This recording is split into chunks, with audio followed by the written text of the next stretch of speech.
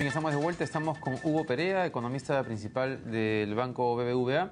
Hemos estado hablando de la situación macroeconómica, del anuncio hoy día del ministro de Economía sobre la nueva expectativa de crecimiento para este año en 5,7%, algo que algunos bancos ya habían adelantado, y para el próximo año de 6%. Y en este segundo bloque vamos a hablar sobre el tema del tipo de cambio, las vacas flacas y el tema de los aportes de los independientes al sistema de pensiones. El tema del tipo de cambio. Bueno, para todos es claro que está subiendo. Como nos has comentado en el bloque anterior, está pasando en las economías emergentes en general, debido a lo que viene sucediendo en Estados Unidos. Hoy día Bruno Seminario, en una entrevista en el diario Gestión, señala que él cree que la presión para que el dólar toque los 3 soles es muy fuerte y que el BCR no va a poder contenerla. Y es más, sugiere él que el BCR debería dejar que pase lo más rápido posible. ¿Por qué? Porque va a ayudar a mejorar la balanza comercial y le va a dar mayor competitividad a las exportaciones. Es decir, un tipo de cambio más alto ayuda a que las exportaciones sean mucho más competitivas, valga la redundancia.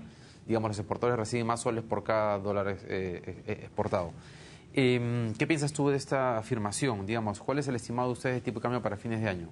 Mira, lo primero que en general concuerdo con lo que ha dicho Bruno, ¿no? El tipo de cambio hoy tiene presiones al alza, tanto es así que el Banco Central ha estado vendiendo de manera sistemática en los últimos días de operaciones, ¿no? Hoy día vendió, si mal no recuerdo, 175 millones de dólares, ¿no? Entonces sí tiene presiones al alza, no hay una oferta suficiente y el tipo de cambio de dólares y el tipo de cambio está subiendo. Ahora, no sé si como para llevarlo hasta un nivel de 3, pero sí hoy está algo presionado, ¿no? Eso está bastante Ahora estamos claro. ya en 2,80. 2,81 el dólar interbancario y por ahí se ha mantenido. Ahora, venimos de 2,60 hace 3 meses. Claro, claro. ¿No? O sea, digamos, pensar ritmo... en 3 tampoco es tan... Sí, pero otra vez, ¿no? O sea, predecir niveles de tipo de cambio es el trabajo digamos, más ingrato. Y sí. Cuando estaba en 2,60 se decía que iba a caer hasta 2,50, 2,40 y al final subió. Exacto, porque es una variable muy volátil, depende de una serie de factores que pueden cambiar y que son impredecibles per se, ¿no? Entonces, pero digamos, hoy por hoy sí está presionado. No sé si llegará a 3 o la volatilidad en los mercados irá amainando. ¿No? Hoy día viene una información que cambia el panorama y Estados Unidos decide no retirar su estímulo monetario. Eso te iba a preguntar, y eso es muy importante para los televidentes porque hoy día también hay un dato sobre cómo están creciendo los depósitos en dólares. Es decir, muchas personas ante la subida del tipo de cambio han dicho ya, no, regresamos a ahorrar en dólares.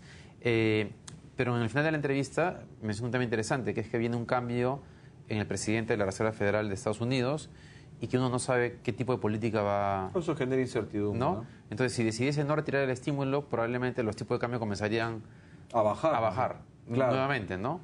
Entonces, digamos la recomendación para una persona de a pie en este escenario, ¿qué es en términos de ahorros? Digamos, ahorrar 50% en soles, 50% en dólares.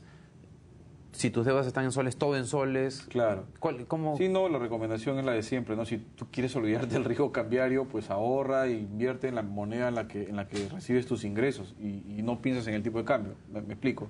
Porque a veces, claro, uno puede querer, oye, si le saco un poquito el jugo a esto porque el tipo de cambio está en una determinada tendencia, pero nada te garantiza que esa tendencia se va a mantener.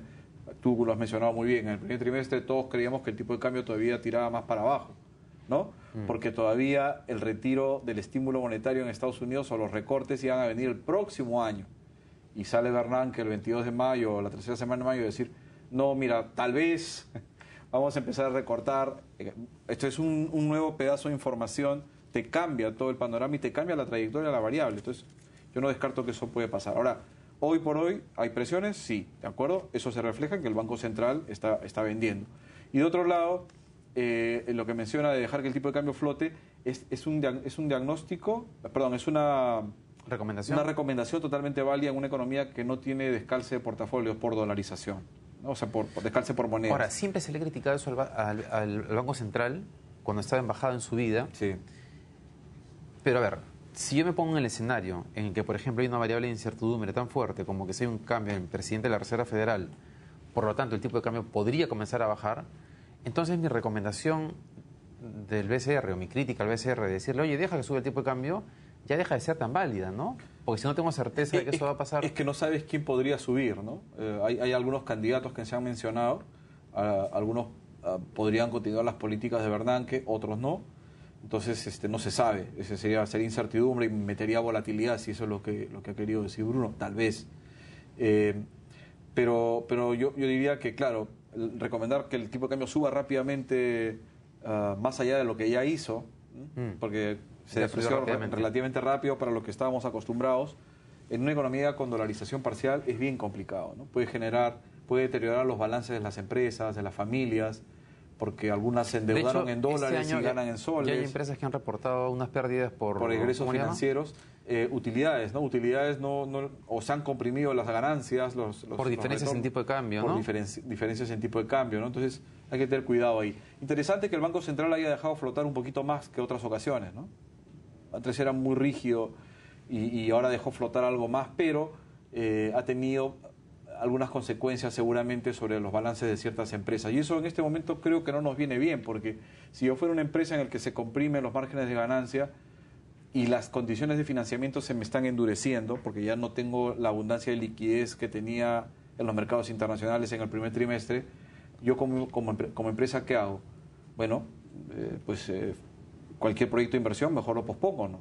No tengo caja porque se me ha comprimido las ganancias, las condiciones de financiamiento están más duras, entonces me voy más despacio, ¿no? Pero hoy día que la economía está empezando a moderarse, creo que no sería conveniente, no sé si me explico, ¿no? O sea, sí, entonces, ¿y eso tiene alguna relación con el tipo de medidas que está tomando el BCR para reducir el encaje? Los encajes. Sí, es posible, ¿no? Que está aprovechando una ventana de oportunidad interesante.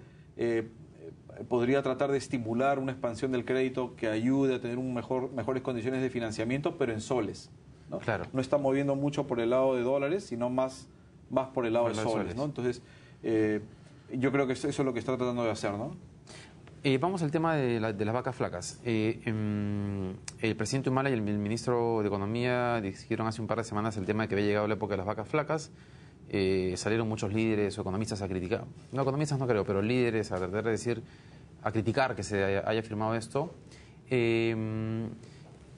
Creería que la afirmación fue dada más en el contexto de esta mesa de diálogo por el canon en Cusco y en Arequipa, ¿no? Y era un poco decir, oye, los recursos fiscales no son los mismos que antes, y después se trató de corregir, diciendo que la economía estaba robusta, etcétera. ¿Qué afirmación es la correcta? Tenemos una vaca flaca pero fuerte, una flaca y una gorda. No, yo creo que a veces la expresión trata de graficar alguna cosa y cuando se dice y se magnifica de repente, aparentemente dice otra, pero yo creo que el consenso sabe que la parte externa viene con vientos un poquito menos a favor de lo que teníamos hace unos meses nada más, ¿no? Donde había mucha liquidez, bajas tasas de interés, altos precios de commodities. Yo diría que la era de liquidez barata ya llegó a su fin. Entonces, eso es lo que ha cambiado. Es importante explicarle a las personas porque, claro, estamos hablando hace un rato de que Estados Unidos viene mejor, Europa viene mejor, sí. Pero también es, claro, en paralelo a eso viene esta caída de precios de las materias primas que para el caso del Perú es complicado. Es muy importante, sí, porque te reduce recaudación fiscal, impuesto a la renta y el canon que reciben las regiones del país. Así es. Y que muchas veces están en zonas pobres del país. Correcto, ¿no? Entonces, eso yo diría lo que nos venía dando un poco más de impulso, ya no está. Pero no significa pues que la economía está entrando en un periodo de desaceleración pronunciada, secular, y que de aquí nos vamos a bajas tasas de crecimiento. Yo no me compro esa afirmación. Y yo creo que tampoco ha sido la intención de nadie hacerla, ¿no? Solamente que algunos factores que nos estaban empujando algo más, hoy se están apagando, ¿no? Entonces, el reto es seguir encontrando fuentes de crecimiento posiblemente más vinculadas a factores endógenos, locales, ¿no? Reformas, incremento de la productividad, competitividad, etcétera, ¿no? Ahora, en el corto plazo, digamos, es el tema de cómo aceleras la ejecución de la cartera de proyectos de inversión privada. Eso es, o sea, yo diría que en el corto plazo algo más de activismo fiscal yo creo que no nos vendría mal, ¿no? Estamos en condiciones magníficas para hacerlo. El ratio de deuda pública sobre PBI, ese indicador que miramos para ver si la deuda es sostenible, es de los más bajos de la región y del mundo, ¿no? 18% más o menos. Entonces, yo no esperaría que ese ratio siga cayendo. Me bastaría con que se mantenga. El tema de inversión, o sea, está poniendo el énfasis en el tema de la inversión pública. Claro, o sea, deuda pública sobre PBI. Lo que pasa es que si sigue cayendo significa que el gobierno no está gastando mucho, si quieres, vamos a ponerlo de otra forma. Si estabilizamos ese nivel de deuda sobre PBI, estaríamos dando más espacio para que el ¿Es fisco... deuda o ejecución? Deuda sobre PBI. Este indicador nos mide si las finanzas del gobierno son sostenibles. ¿A qué me refiero? Es como cuando un cliente viene a un banco y el banco que le pregunta, ¿cuánto debes en relación a tus ingresos? El equivalente para un país es deuda pública sobre PBI. Entonces, si este ratio es bajito, está solvente. Entonces, es muy bajo. Hoy día es muy bajo y ya hemos ahorrado bastante en los últimos 10 años. Veníamos de niveles de más o menos 50% del PBI, ese mismo indicador, 50% a inicio de la década pasada, hoy día es 18%. Entonces, yo no esperaría que siga cayendo más, creo que no aporta hoy. Entonces, hoy más bien estabilicémoslo. Eso implica que el gobierno podría gastar un poquito más en calidad, por supuesto, con gasto de calidad, básicamente en infraestructura. Pero esto es otro reto, porque habrá que mejorar la gestión del gasto. Claro, porque hay un problema de ejecución en el tema de infraestructura en general. Y en este escenario, el tema del aporte de las personas independientes a los sistemas de pensiones. Ha habido un debate, el congresista García Belaúnde ha dicho de que iba a presentar un proyecto de ley para evitar que esto, mejor dicho, para frenar, porque ya entró en vigencia que los independientes aporten. Jaime Delgado, que había sido un promotor de la norma, de pronto se le ha visto como dudoso en poco tiempo sobre la misma. El ministro de Economía ha dicho hoy día, comenzó diciendo hay que aclarar los conceptos, ¿no? Y dejó en claro que, primero, que aparentemente este aporte de los independientes no representa digamos, no le quita un gran ingreso respecto al PBI macro o global. Una proporción pequeña. Es una proporción pequeña, creo que dijo 4% de la PEA. 4%. Entonces no era tan relevante en términos de herramienta para acelerar la economía. Pero además dijo, y creo que ese es el tema de fondo que quería conversar contigo para los televidentes, esa necesidad de obligar a las personas a que tengan un ahorro para el futuro, para cuando se jubilen. Muchos se preguntan por qué el Estado tiene que intervenir en eso. Es curioso porque ahora uno escucha a liberales defendiendo que el Estado intervenga en eso y a no liberales diciendo ¿no? Pero ¿por qué me quitan? ¿No? Explícanos tú por qué es así. Yo diría que la pregunta es por qué los fondos de los esquemas de pensiones son compulsivos en todo el mundo, no solo en el Perú, en todo el mundo son obligatorios. Son obligatorios, ¿no? Las dos razones típicas que se mencionan son las siguientes, ¿no? La primera es que hay un problema de falta de incentivos. Mira, si yo internalizo que cuando yo sea viejito, los jóvenes de aquel momento me van a financiar, me van a dar algún subsidio, alguna pensión gratuita, que no estuvo vinculada a aportes en mi vida laboral, la verdad es que hoy no ahorro. O sea, me estaría aprovechando de las generaciones futuras. Que era como funcionaban los esquemas de pensiones de reparto, antes, ¿no? Más o menos. De reparto. No había ese incentivo, ¿no? Y ese es un esquema, ¿no? Un tema de falta de incentivos para generar un ahorro, porque pienso que en el futuro me van a ayudar. Entonces tú no asumes el costo que podría generar la sociedad en el futuro. Y la otra es miopía. La gente no planifica bien sus decisiones de consumo y ahorro a lo largo de su vida, a lo largo de su ciclo de vida. Entonces, por esas dos razones, estos esquemas en todos los países del mundo tienden a ser obligatorios, ¿no?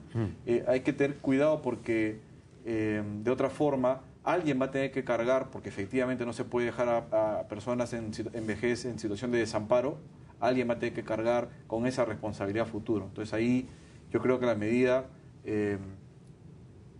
pone en claro que el gobierno está pensando de una manera intertemporal. No lo va a ver esta administración, pero es un tema que me parece de mucha responsabilidad, tratar de asegurar pues que hayan recursos disponibles para que puedan sustentar a estas personas durante su vejez, ¿no?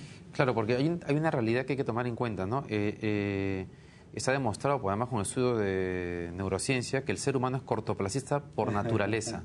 Entonces, la posibilidad de que piensen en el largo plazo es muy difícil. Hoy día Augusto Tausen, editor de la página Economía del Comercio, escribía ahí en su Facebook que, claro, si se quisiera dejar en libertad a las personas, habría que obligarlas a firmar un papel y que digan, cuando llegue a los 65 años y no tengo un solo ahorrado, me comprometo a no exigirle absolutamente nada al Estado. Exacto. Pero en realidad lo que pasaría es que si se viese la necesidad, terminaría haciéndolo. Ese entonces, es un problema de inconsistencia intertemporal, decimos los economistas. Sí. Porque dirías en ese momento, pero si he pagado impuestos durante tanto tiempo, ¿por qué el Estado no me va a proteger? Entonces, claro, ese es un poco el sustento, la lógica de por qué el Estado obliga, obliga a que sea, ¿no? a que sea así. Ahora, a mí me ha sorprendido tener amigos bien informados en economía, en derecho, que cuando han tenido que llenar el recibo por honorarios y 13% menos han dicho, me están robando, ¿cómo? O sea, digamos, ¿no? Es interesante que no es un tema ni de educación ni de acceso a la información, es un tema casi de reacción instintiva, que me están tocando la plata, ¿por qué me la están tocando? Posiblemente porque hay un poco de miopía respecto a lo que viene al futuro, ¿no? O sea, estás pensando, como tú has dicho, en el corto plazo. Entonces, en el corto plazo siento que pierdo capacidad de compra, pero ¿y a futuro quién va a ver? ¿Y esto es un caso de falta de información? Porque claro, no sé si fue el mismo congresista Jaime Delgado que dijo faltado difundir el esquema. Yo tengo la sensación de que si lo difundes igual la gente no va a querer. Sí. O sea, nadie quiere que le quiten la plata en el corto plazo. Tú valoras siempre el consumo presente más que el futuro, ¿no? O sea, ¿o no? Sí, no, claro. Eso es subjetivamente claro. Tú prefieres consumir algo ahora que en el futuro. Entonces, sí cuesta, digamos, visto desde ese punto de vista. Pero esa es una propuesta que se ha venido discutiendo hace años. ¿Ah? Bueno, y que en Chile se aplica desde el comienzo del sistema, esta obligatoriedad. No estoy muy seguro si desde el comienzo del sistema, pero sí se aplica. Hace buen tiempo. Y entonces, pues, esto es una medida que ha estado en discusión, ha estado en el debate, y cuando finalmente se acordó implementarla, sí, yo creo que se tenía conocimiento que se iba a este tipo de esquema, ¿no? Claro. Además, es muy difícil, es imposible, mejor dicho, que el Estado decida decir ya a este grupo de personas que considero que manejan bien la información, que pueden invertir su dinero en inmuebles, no los obligo, y ese grupo de personas que considero que no los obligo. Eso ya es un acto discriminatorio. Sí, claro. Y además ya era un acto discriminatorio que los trabajadores dependientes estuviesen obligados a aportar y los independientes no. Correcto. O sea, es decir, si se eliminase la obligatoriedad a los independientes, me imagino que un ciudadano podría presentar una demanda pidiendo que a los dependientes también se les elimine la obligatoriedad de tener que aportar a un sistema de pensiones. No sé cómo sería el tema legal, pero sí podría generar una complicación, me imagino, de ese tipo, ¿no? Suena coherente lo que dices en el sentido de ser equitativos, ¿no? Tu propuesta entonces es que lo que hay que hacer es persistir en ese tema. Sí, yo creo que es necesario, ¿no? Yo creo que es necesario. Mira, en muchos de los países, parte de los problemas de alto endeudamiento en los países de Europa han sido estos esquemas de pensiones muy generosos, que no estaban adecuadamente financiados durante la etapa activa del trabajador. Y este problema ha explotado. Es parte del problema de la alta acumulación de deuda. En Estados Unidos igual. En Estados Unidos también tienen un problema de envejecimiento de la población, cada vez menos población joven que puede sostener a la población en edad de retiro, y algunas proyecciones que hace la Oficina Presupuestaria del Congreso realmente son muy alarmantes respecto a lo que puede pasar a futuro a las finanzas públicas si no se sinceran los esquemas de pensiones, por ejemplo, ¿no? Que es un poco la discusión que hay en Estados Unidos ya hoy en día, ¿no? Hay que corregir un poco estas tendencias. Entonces, me parece en ese sentido bien que si bien nosotros no tenemos ese problema, tenemos todavía una población joven, etcétera, hay que ir pensando ya en este tema a la brevedad, ¿no? Para evitar después tomar medidas de corrección más drásticas, ¿no? En el Perú ya está solucionado el tema de que hay una pensión mínima, voy a poner la palabra digna, es muy subjetiva, pero digamos, una pensión mínima que te garantice efectivamente cubrir tus necesidades básicas cuando te jubiles, ¿o es un tema por resolver? Es todavía un tema por resolver, ¿no? Es un tema bien importante. Es un tema importante, desde luego. Porque si no, yo siento que aporto, de repente termino recibiendo una pensión que es menor a lo que yo ganaba en mi etapa laboral y de aporte. Pero eso es lo usual, ¿no? O sea, no es que con los aportes pero vas a tener más que en tu vida. Hay como un porcentaje es lo que se llama la tasa de reemplazo, ¿no? Depende del país, depende de una serie de factores demográficos, productividad, cómo ha sido tu desempeño laboral, etcétera. Pero eventualmente, digamos, la pregunta de fondo puede ser: ¿lo que voy a tener en mi vejez me va a permitir pasar una situación de retiro digna o no? Esa es la gran pregunta. Y ese es un debate que tiene que implementar el Estado con... O sea, ¿cómo ese tema para que se ponga en discusión, de qué depende? De que el MEF no lo puso en la reforma que presentó hace ya casi un año, más de un año. No, pero ha presentado mejoras para el sistema de pensiones en general, ¿no? Ahora, lo que pasa es que el sistema de pensiones puede tener ventajas para ciertos... por ejemplo, para la gente de altos ingresos y alta frecuencia de cotización, ¿no? Ahí más o menos no hay mayor discusión, pero para aquellos que tienen una vida laboral donde rotas mucho, donde tu ingreso es medio bajo, habría que ver cuál es el nivel de pensión que vas a obtener en el futuro, ¿no? ¿Te alcanza para comprar una canasta mínima o no? Ese tipo de simulaciones son las que se tienen que hacer, ¿no? Hugo, un tema final, 2 minutos. El gobierno ha convocado a las diferentes fuerzas políticas, un tema de seguridad ciudadana, el otro tema es justamente el tema económico. ¿En qué pueden ponerse de acuerdo las fuerzas políticas respecto al tema económico? O sea, ¿cuáles crees tú que deben ser las 3 o 5 pautas principales en las cuales debería haber acuerdo? Sí, yo diría básicamente en algunas medidas que permitan reforzar la eficiencia de la economía, ¿no? Por ejemplo, una cuestión que ha quedado ahí un poco en el tintero, me parece, la reforma del mercado laboral, ¿no?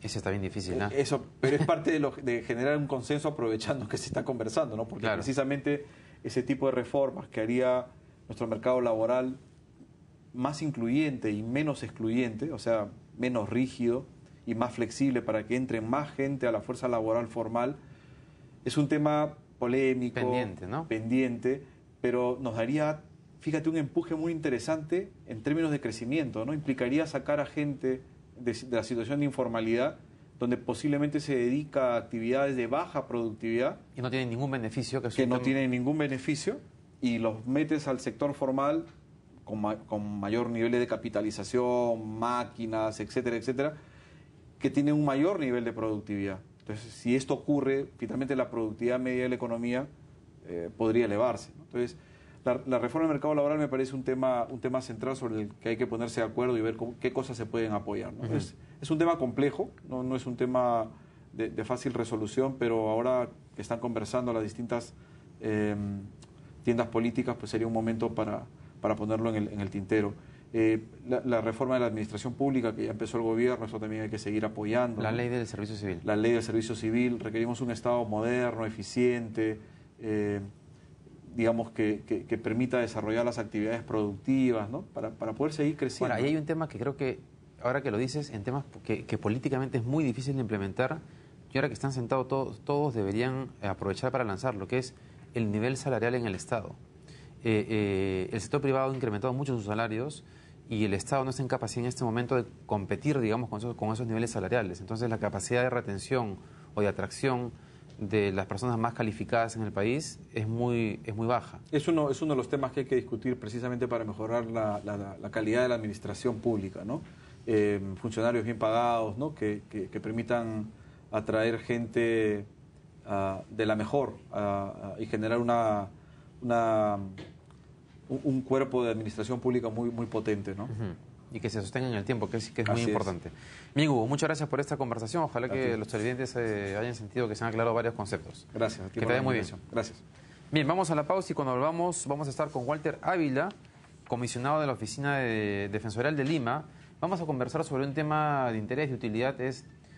Todos los municipios tienen la obligación de tener implementados espacios o servicios de atención para los adultos mayores. La Defensoría ha hecho un estudio para ver cuántos municipios en Lima están cumpliendo con esta norma y él nos va a contar cuáles son los resultados. Regresamos.